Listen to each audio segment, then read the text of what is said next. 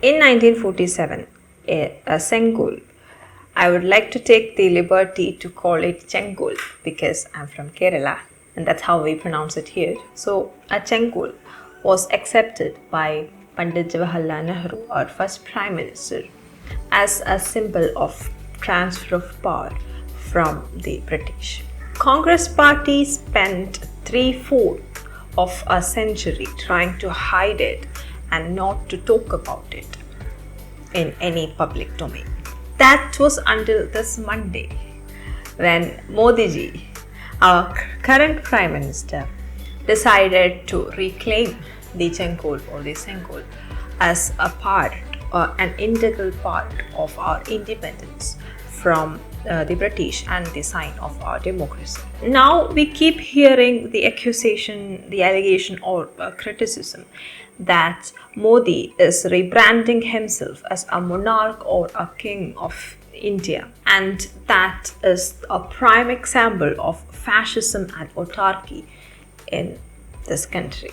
Of course, this is not the first time that Modi has ever been called a fascist or a totalitarian or a anti-democratic leader. Looking back, when Modi inaugurated the Ashoka Stambh, which was also part of the new parliament building, BJP and Modiji was saffronizing Ashoka Stambh by making it angrier and fiercer.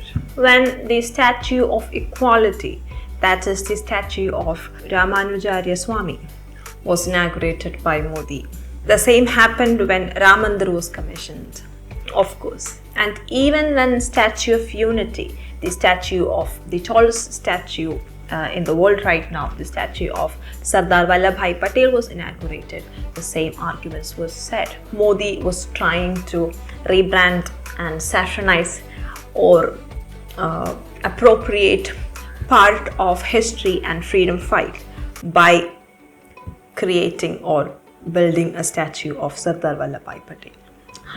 And the most significant sign of all these bad things in all of these inaugurations or public functions is the presence of Brahmins chanting Ved Mantra or doing puja. Those men, and they are predominantly men, are the absolute sign of fascism or of the changing India, an India where hegemonical Hindu religion is taking over. And now it's just a matter of time before, in one of the very heated news debates that we have every evening, I heard a very unfortunate Malayali BJP member saying this. The BJP had always promised to reclaim India as the land of spirituality and the spiritual capital of the world, as it once was. And placing the Sengol in the new parliament is just one of those efforts to not hide our spiritual history and to embrace it more. And that is the main point that I want to discuss with you on this video about India's spiritual traditions and its reclamation. Or would reclaiming the spiritual history of India be synonymous to a hegemonical fascist takeover? Why do at least some of Indians consider their own spiritual traditions and unique history as fascist, oppressive, and hegemonical? How our struggle to attain democracy and a century-long freedom fight heavily relied on our spiritual traditions, and how much our democracy is deep-rooted or rooted in our spiritual traditions is a testimony of how important spirituality is to this land. Satyameva Jayate, that is written beneath the national emblem of our country, is taken from one of the Upanishads, the Mundaka Upanishad or the Mundaka Upanishad. The Ashoka Chakra and the Ashoka Stambh both are taken obviously from Maurya Empire, but it also comes from the Buddhist traditions at that time. The emblems of different states have also been heavily inspired by our spiritual traditions. A prime example would be the emblem of Kerala and the conch, the Shankh, which represents Sri Padmanabha Swami's Shankh. Emblem of Karnataka has a white two-headed bird, Kanda Bherunda or Bherunda, which is a Hindu mythological creature. Our national flower, the lotus, is yet again a very prominent Hindu symbol of enlightenment and of detachment and so on. Two of Gandhiji's main theme songs are taken from a very religious Hindu tradition. One of that is obviously Raghupati Raghava Raja Ram, and the other one is Vaishnava Jannato Tene Kahiye Je. That one. Now coming to the Supreme Court motto, it says Yado Dharmastado Jaya, and that is from the Hindu epic Mahabharata. The Indian Navy's motto, which was chosen as early as 1950, Samno Varunaha, which means be auspicious unto us, O Varuna. Varuna is again the god of seas in Hindu mythologies. The list goes on and on. And probably the most important one in all of them is Bharat or Bharat Mata. Bharat Mata Ki Jai is the war cry of Indian Army. There are Bharat Mata temples in Varanasi, which was inaugurated by Gandhiji, and there is another Bharat Mata temple in Haridwar, which was inaugurated by Indira Gandhi. So I guess we really are a fascist totalitarian state right from independence itself. And the Sengol with the navigation on top signifies independence, freedom and justice. That is the latest symbol of Indian democracy taken from our spiritual traditions.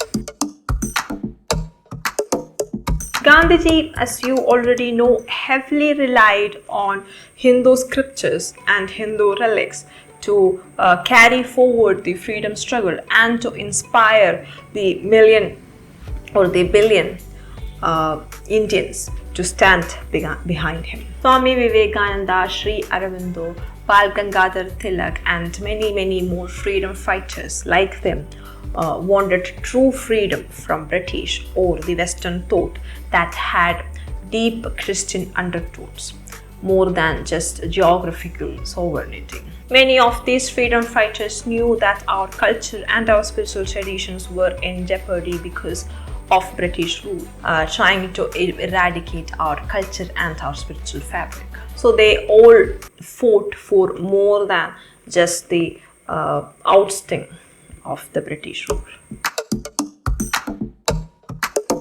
So how did we reach this point where our spiritual history and traditions became synonymous with fascism and religious hegemony?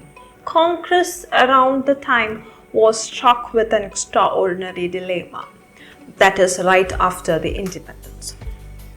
They had to prove to the world that India was a secular place and not a religious place. Partition happened and Pakistan decided to be an Islamic nation, and no matter what, India had to stay secular. So they let whatever happened happen. Symbols and the representations and the inspirations, all of them that have been already taken from our spiritual tradition stayed, but then all the other things they just suppressed hardcore.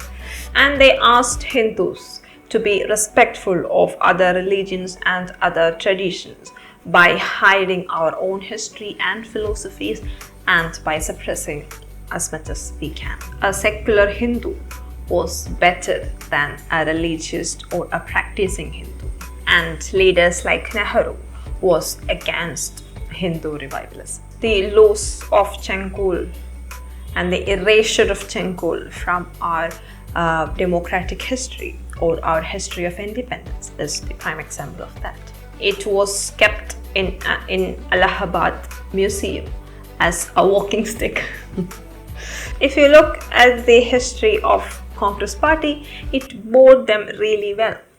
until, of course, the Hindus started to think that enough is enough. Hindu philosophies are democratic, liberal, and welcoming of all other traditions.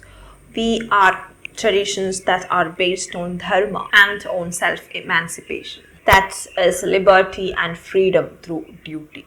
Those principles can never be hegemonical.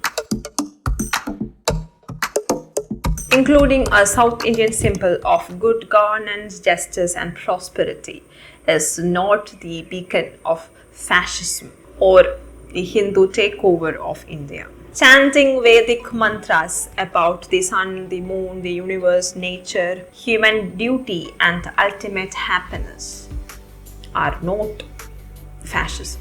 Yes, that's what most of our Vedic mantras are all about. A political leader or a political party trying to reclaim the spiritual tradition of a land that is probably as old as the dawn of humanity is not fascism. Once again, stopping it, suppressing it, abandoning it, and saying that it's a wrong thing to do is probably more fascist and despotic than the other way around. These are my thoughts on the recent row over Sengol and the equation of our spiritual traditions to hegemonical, Brahmanical fascism. So what are your thoughts about it? Do you agree with me? If you do, please let me know what your thoughts are in the comment section. And of course, the people who disagree with me, please share your feelings and thoughts. Hopefully, respectfully. So I hope you liked this video. If you did, please hit the like button and subscribe to this channel for more content like this. Hi guys, and here is the first book I have written, Life in a Ziploc Bag. It's the story of 4 teens living in a city and the impactful reality of modern life, where we often chase love, intoxication, and adventure. Does it seem like a story that you would be interested in? If so, please check it out on Amazon or Flipkart. And it's also available for direct buying from the publisher itself. All these links are given in the description. Grab your copy now. Thank you.